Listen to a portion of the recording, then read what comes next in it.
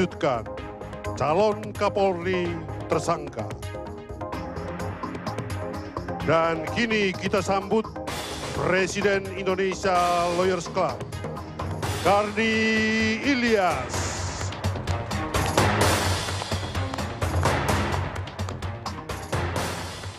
Pemirsa, malam ini adalah malam pertama di tahun 2015. Kita bertemu kembali di Indonesia Lawyers Club. Tidak lupa saya ucapkan selamat Natal dan selamat Tahun Baru kepada yang merayakan dan seluruh bangsa Indonesia.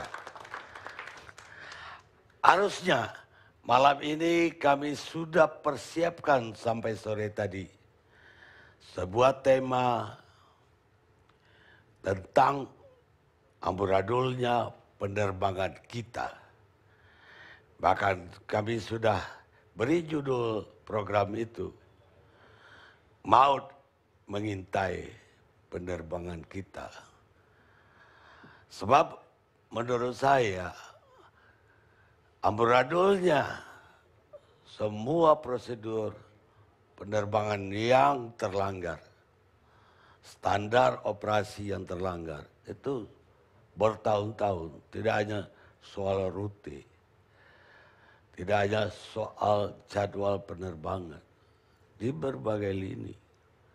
Tapi tiba-tiba ada kasus mengejutkan, yaitu calon Kapolri yang sudah disampaikan Presiden Republik Indonesia kepada DPR, tiba-tiba sore ini diumumkan oleh KPK menjadi tersangka. Komisaris Jenderal Polisi Budi Gunawan. Kenapa kami terkejut? Karena ini mungkin sejarah pertama di Republik ini. Ada calon Kapolri yang sudah ditunjuk Presiden, walaupun sekarang melalui DPR, bisa jadi tersangka perkara pidana di instansi lain. Jangan-jangan ini peristiwa yang pertama di dunia seorang calon Kapolri jadi tersangka. Karena itu kami terpaksa mengubah tema malam ini menjadi mengejutkan, calon Kapolri tersangka KPK.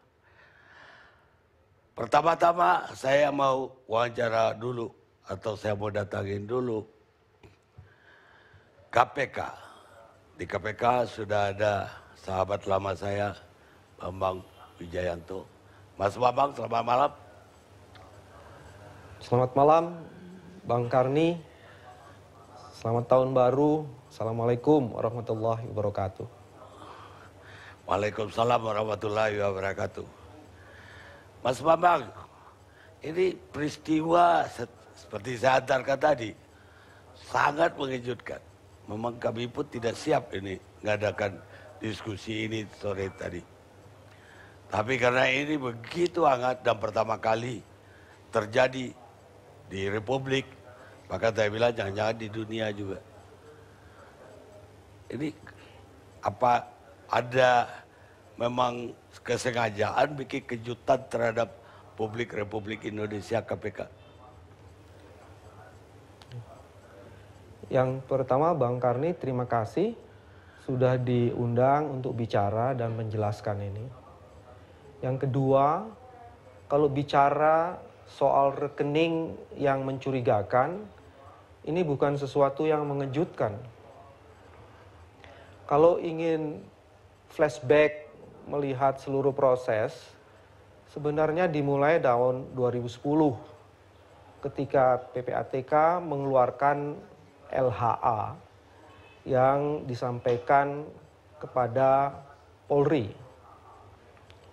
Atas laporan itu kemudian dilakukan respon melalui surat yang dikemukakan oleh Bareskrim.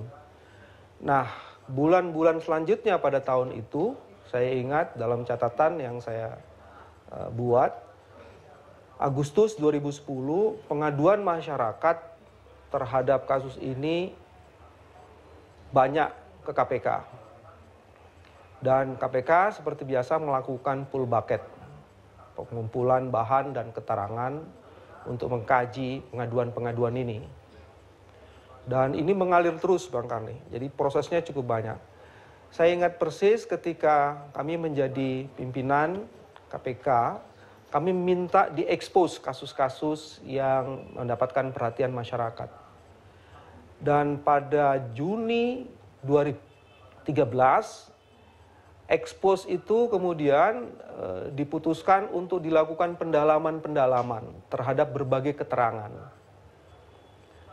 Juni 2014, pada saat yang bersamaan juga kami sedang memeriksa LHKPN dari kandidat Kapolri pada saat itu, kami meminta data dari PPATK. Jadi data dari PPATK berupa LHA itu baru tahun 2014. Selama itu 2010 ke 2014 LHA yang berkaitan dengan rekening mencurigakan yang berkaitan dengan kasus ini belum pernah ada di tangan KPK. Berdasarkan pengayaan yang dilakukan oleh KPK, pengkajian dan penelitian, maka kemudian pada bulan Juni 2014 itu penyelidikan dibuka. Ada beberapa kali ekspos dan yang terakhir adalah ekspos tanggal 12 Januari. Pada tanggal itulah kemudian diputuskan bahwa kasus ini sudah cukup. Ada peristiwa pidananya, ada unsur-unsur yang menjadi dasar untuk meningkatkan tahapan dari kasus ini. Dan itu sebabnya kemudian tadi siang kami melakukan press conference. Berkaitan dengan seluruh proses itu sebenarnya ada berbagai hal yang mengikuti itu. Minggu yang lalu dalam sebuah press conference di KPK juga sudah diberikan sinyalemen bahwa KPK sekarang sedang melakukan pengkajian dan penyelidikan beberapa kasus yang menyangkut rekening yang mencurigakan. Dan juga sebenarnya kemarin malam sampai tadi pagi kami masih ingin ketemu dengan Presiden setelah kami expose dan menyatakan peningkatan kasus ini untuk memberitahukan langsung ada kasus yang sudah kami tetapkan.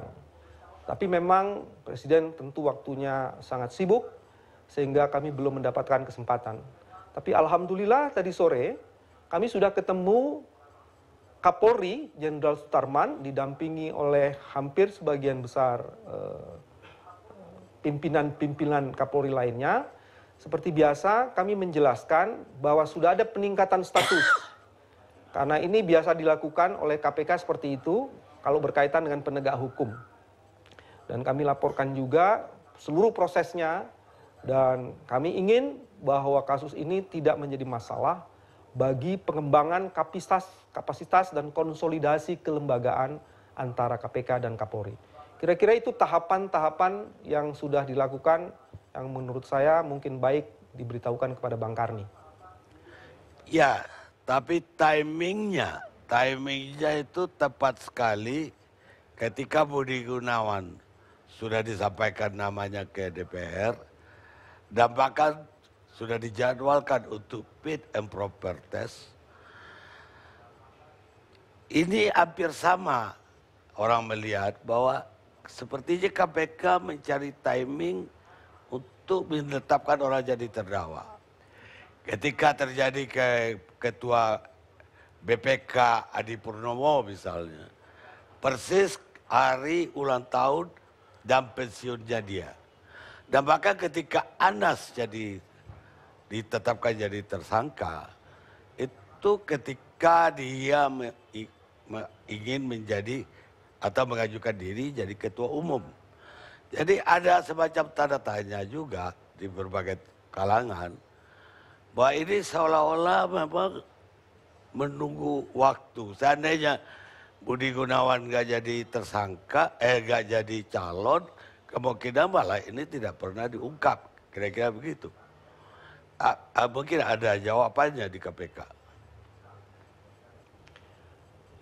Pernyataan atau asumsi yang dikemukakan Bang Karni itu tidak benar bahwa kami mencari-cari timing. Kalau contoh ketiga kasus itu dibandingkan dengan ratusan kasus yang sudah ditangani oleh KPK, maka 3 kasus itu tidak tepat untuk dijadikan contoh. Bahwa penegak hukum dalam melaksanakan tugas dan kewajibannya sesuai dengan fungsinya adalah menjalankan apa yang sudah digariskan. Dan itu yang kami lakukan. Bahwa kemudian bahwa apa yang kami lakukan itu bertepatan dengan waktu-waktu yang lain, itu masalah kejadian kebetulan belaka, bukan sesuatu yang direncana-rencanakan. Karena tadi sudah kami jelaskan, prosesnya itu cukup lama.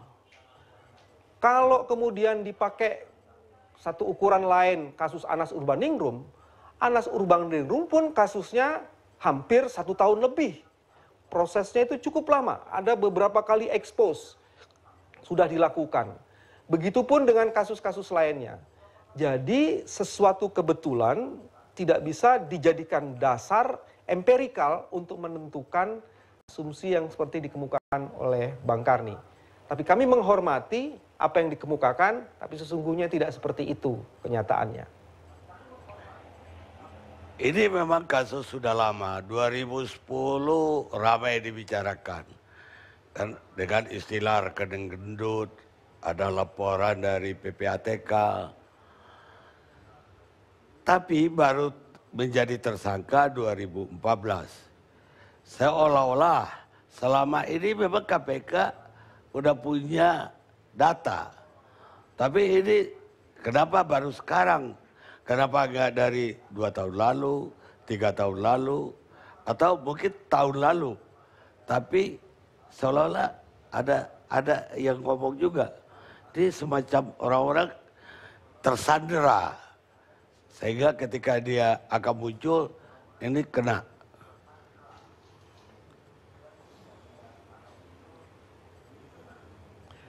Saya mau luruskan ya Bang Karni, tersangkanya bukan 2014 ya, 2015 ya. Iya, 2015. Ya. Saya tadi sudah mengatakan bahwa proses ini sudah lama dan kami kan juga tidak bisa mencari-cari waktu kapan kasus ini harus selesai. Ukurannya adalah 2 alat bukti.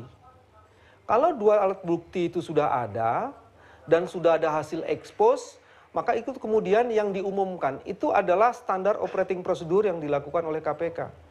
Kami tidak mau berada dalam tekanan. Harus 1 tahun selesai, 2 tahun selesai. Yang kami bisa janjikan adalah semua proses dilakukan dengan profesional, dengan membangun integritas dan akuntabilitas. Jadi tidak bisa kemudian satu kasus ini harus selesai 1 tahun, harus selesai 2 tahun. Bukan begitu cara kerja penegak hukum. Kalau memang alat buktinya sudah tersedia, prosesnya cepat kita bisa lakukan. Kalau memang perlu lambat, ya harus terlambat. Saya ingin kasih tahu Bang Karni sebagai contoh, kasus BLBI yang sekarang sedang dalam penyelidikan KPK, itu kasus sudah 10 tahun yang lalu. Kami tidak berani menetapkan kalau memang alat-alat buktinya belum cukup. Dan ini adalah kasus yang seharusnya ditangani oleh lembaga penegak hukum lain. Tapi karena masuk ke KPK dan kasus itu harus kami tangani, kami mempelajari itu semua. Dan proses inilah yang sedang jalan. Kalau nanti tidak ditemukan alat bukti, ya kita akan bilang tidak ada alat buktinya. Dan ini harus surat penghentian penyelidikan, surat perintah itu harus dikeluarkan. Tapi sekarang kasus ini sedang berjalan. Nah itu sebabnya silahkan saja kalau ada yang punya dugaan-dugaan, tetapi KPK selama ini menjalankan tugasnya, fungsinya, sesuai dengan apa yang biasanya dilakukan oleh KPK. Tidak lebih dan tidak kurang. Ya, tapi waktu kabinet mau diumumkan, saya dengar KPK memberikan rapor ke Presiden Jokowi. Dan rapor untuk Komjen BG tadi, konon nggak bagus. Apa itu benar? Saya ingin katakan gini Pak Karni, bulan Juni kami sudah melakukan penyelidikan. Ketika ditanya kepada kami tentang seseorang, maka kami harus mengemukakan itu tanpa harus menjelaskan proses dan tahapannya, apalagi hasilnya. Dan signal itu sudah diberikan dengan sangat tegas bahwa sebaiknya orang-orang tertentu, termasuk BG, itu tidak menjadi bagian dari kabinet karena sedang dalam proses yang sedang ditangani oleh KPK. Itu jelas, sangat jelas sekali kami sampaikan dengan lugas. Apa ketika itu KPK juga sudah menemukan alat bukti terhadap perkara ini? Saya tadi sudah menjelaskan prosesnya sedang berjalan.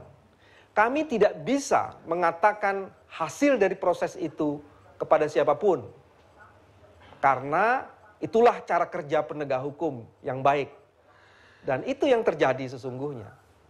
Tidak mungkin itu dikemukakan toh, Bang Karni. Mas Bambang, saya masih banyak pertanyaan, jadi saya mau break sejenak. Habis ini kita lanjutkan lagi di segmen kedua.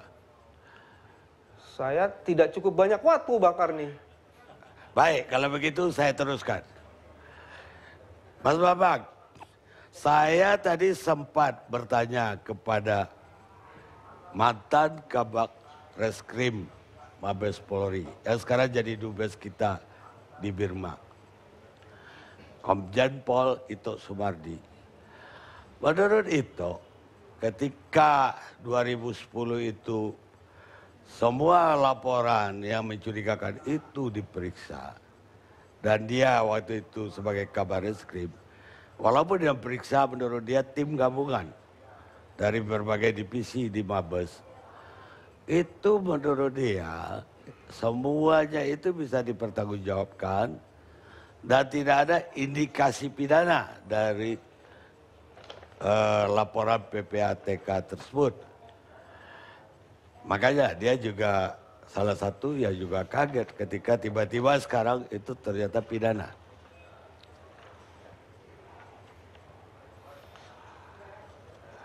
Saya jawab, Pak Karni. Ya, silakan. Ya. Kami menghormati laporan itu. Tapi kami juga mempelajari laporan itu dengan baik. Dan menurut kami cukup banyak pertanyaan yang belum bisa dijawab secara tuntas. Dan kajian-kajian mendalam kami yang bertahun-tahun itu bisa menjelaskan semuanya pada akhirnya. Bahwa ada berbagai hal yang belum cukup diulas dan dibahas. Tapi saya tidak mau mempersoalkan laporan itu. Yang penting adalah kami bisa membuktikan sekarang ada peristiwa pidana dan ada unsur-unsurnya. Saya mau kasih pembanding satu kasus yang lainnya. Bang Karni masih ingat kasus EKTP. Ya. Lembaga penegak hukum lain mengatakan tidak ada masalah dengan EKTP itu. Sudah ada auditnya bahkan. Tapi KPK kemudian menemukan peristiwa pidana dan unsur-unsur yang bisa jadi dasar yang bisa dijadikan bahwa tahapan penyelidikan bisa ditingkatkan pada tahapan selanjutnya. Jadi itu sesuatu yang lumrah dan biasa saja. Tidak ada yang istimewa di situ. Baik, dalam kasus BG ini yang menjadi sorotan adalah adanya rekening, dua rekening, satu anaknya, satu dia, yang dua-duanya sekitar 50 miliar. Pertanyaan dari saya, ketika ada setoran mencurigakan atau apapun juga namanya, itu Komjen Budi Gunawan itu kalau nggak salah di bagian personalia. Orang yang tidak berwenang dalam sebuah perkara, artinya bukan dari reskrim. Dan anaknya juga saya belum melihat apa hubungannya kalau dia punya rekening dengan bapaknya. Bisa saja seorang anak juga punya bisnis sendiri.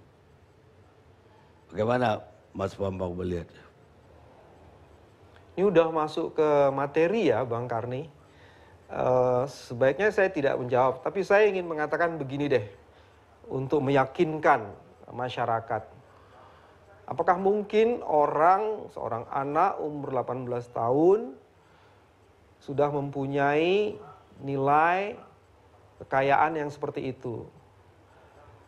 Itu mungkin bisa jadi pertanyaan yang menarik dan bisa dielaborasi kepada siapa dia berhubungan dan lain-lain. Dan ini menjadi dasar kalau ingin mendalami kasus dari sektor yang ditanyakan oleh Bang Karni. Tapi kan saya tidak bisa membuka apa saja yang sebenarnya menjadi dasar bagi KPK, karena ada cukup banyak hal yang kami miliki dan itu harus kami tunaikan dan tuntaskan dalam proses penyidikan. Baik, Mas Bambang, terakhir. Presiden sudah menyampaikan kepada DPR. Dan kalau DPR besok bikin fit and proper test, dan kemudian hasilnya Komjen BG diputuskan jadi calon tunggal kepada Presiden. Dan Presiden putuskan bahwa Kapolri kita adalah BG. Apa sikap KPK? Pertanyaan yang bagus, menarik, dan harus dijawab dengan baik juga. Yang pertama, urusan KPK adalah melakukan penyelidikan, penyidikan, dan penuntutan terhadap kasus. Bukan mengurus hal-hal di luar yang menjadi tugas pokok dari KPK.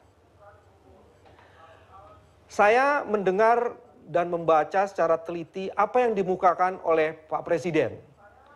Bahwa Presiden Jokowi mempersilahkan KPK untuk melakukan kajian dan tindakan-tindakan hukum yang diperlukan kepada siapapun. Dan itu dihormati. Itulah pesan dari istana. Inilah saatnya pesan itu betul-betul bisa dikonkretkan. Bagi KPK, tone from the top menjadi bagian penting kalau ingin mewujudkan negara hukum yang betul-betul sesuai dengan konstitusi. Saya memegang kata-kata Presiden, bahwa Presiden tunduk pada konstitusi, di mana Indonesia adalah negara hukum. Dan adalah hukum itu harus berpijak dan berpucuk pada kepentingan kemaslahatan. Itu bukan kepentingan KPK, kami menyerahkan sepenuhnya kepada kebijakan dan kehormatan Presiden. KPK menjalankan tugas dan fungsinya sesuai dengan mandat yang diberikannya. Itu kira-kira jawabannya, Pak Karni. Mas Bambang, dari semua jawaban Mas Bambang, saya melihat keyakinan yang bulat. Pertanyaan saya yang tercecer. Selama dari penelitian Januari sampai ditetapkan jadi tersangka, adakah orang yang dipanggil atau dijadikan saksi dalam kasus ini? Kalau Bang Karni menggunakan KUHP sebagai rujukan, saksi itu untuk penyidikan. Kalau untuk penyelidikan namanya pemberi keterangan. Dan itu pasti dilakukan oleh KPK. Dan sudah dilakukan oleh KPK. Jadi penyelidikan sudah, tapi yang dipenyidikannya belum, kira-kira begitu. Expose kemarin itu adalah peningkatan tahapan dari hasil expose itu disetujui untuk ditingkatkan menjadi penyidikan tahapannya, Bang Karni. Baik. Jadi pasti penyidikan belum dilakukan. Baik. Terima kasih banyak Mas Bambang. Sampai ketemu di lain kesempatan. Terima kasih Bang Karni. Mohon doa dan dukungannya untuk kepentingan kemaslahatan rakyat. Selalu kalau untuk keadilan.